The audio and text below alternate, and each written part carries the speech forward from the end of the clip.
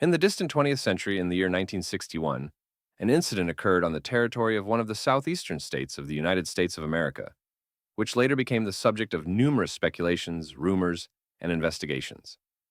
This case gained particular secrecy and lasted for decades, remaining in the shadows of official agencies and government structures. However, over time, some details that were previously classified were eventually revealed to the public, shedding light on that mysterious and dangerous chapter of history.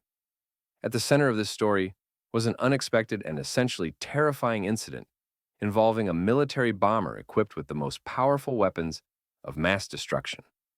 It was only in 2011, more than half a century after the event, that American journalists and researchers gained access to secret documents that provided a detailed account of what truly happened in that fateful story. But the cause of this incident was rooted many decades earlier, and the mystery surrounding this potential catastrophe proved to be so vast and frightening that it was kept hidden from the public for a long time. It soon became known that one of the most formidable examples of nuclear weapons in the U.S. Armed Forces was involved in this dramatic situation: a B-52 bomber armed with two hydrogen bombs, each with a potential yield of 3 to 4 megatons. For comparison, this power was approximately 250 times greater than the explosion in Hiroshima, making these bombs some of the most destructive in world history. It should be noted that information regarding the exact yield of these warheads was reduced to general figures, allowing an understanding of the scale of the tragedy. Hypothetically, each bomb could have destroyed an entire city or a large region if it had detonated accidentally. An important aspect of this incident was that one of the two hydrogen bombs aboard the aircraft that fateful day went through only 3 of its 4 activation stages. This meant that during the accident, the bomb was very close to detonation, but for some reason, it did not fully explode, although the situation could have gotten out of control and resulted in a global catastrophe. Remaining inactive, the bomb still had the potential to cause colossal damage if an unintended detonation had occurred. Due to this vulnerability, the incomplete activation of the hydrogen warhead, there was a risk that, in case of mishandling or malfunction, it could unexpectedly trigger and obliterate significant territorial regions, including an entire state. The entire incident took place amidst ongoing tensions and concerns of the time related to the need for strict control and safe storage of these nuclear assets. However, despite these precautions, it was possible that in cases of extraordinary circumstances related to technical failures or accidental initiators, a catastrophic reaction could have occurred, destroying vast areas. Information about what happened was kept secret from the public for a long time. This entire story, filled with fears and concerns, was hidden behind numerous secrets and concealed archives.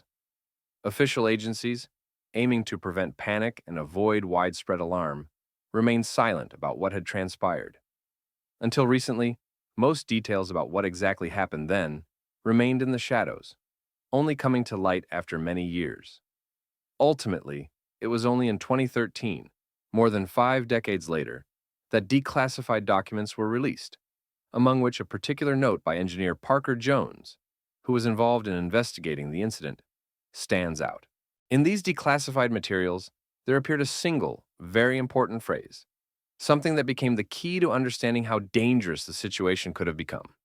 Only one low-level switch prevented an explosion. This brief and seemingly simple statement concealed an unseen threat and pointed to serious vulnerabilities inherent in the weapon's design and deficiencies in its control systems. It turns out that this minor element in the activation system was crucial, and its failure or malfunction could have led to a disaster, the explosion that could have wiped out half the state or even more. All this information depicts an extremely complex and dangerous situation, which could have ended in a tragedy of a global war scale. The meticulous control over nuclear weapons during the Cold War era and afterward was invariably a focus of the relevant agencies. In those years, such incidents were perceived as threats capable of altering the fate of millions, so the remaining tragic stories serve as a reminder of the necessity of strict precautions and rigorous oversight of every small detail related to nuclear technology and armament.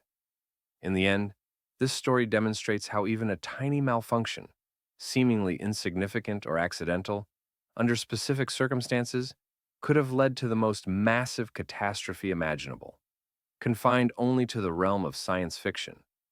And although today these events have taken on the status of a historical mystery, looking back at that era, where everything was under close observation, it's hard not to wonder how humanity managed to avoid such a tragedy, and at what cost it did so.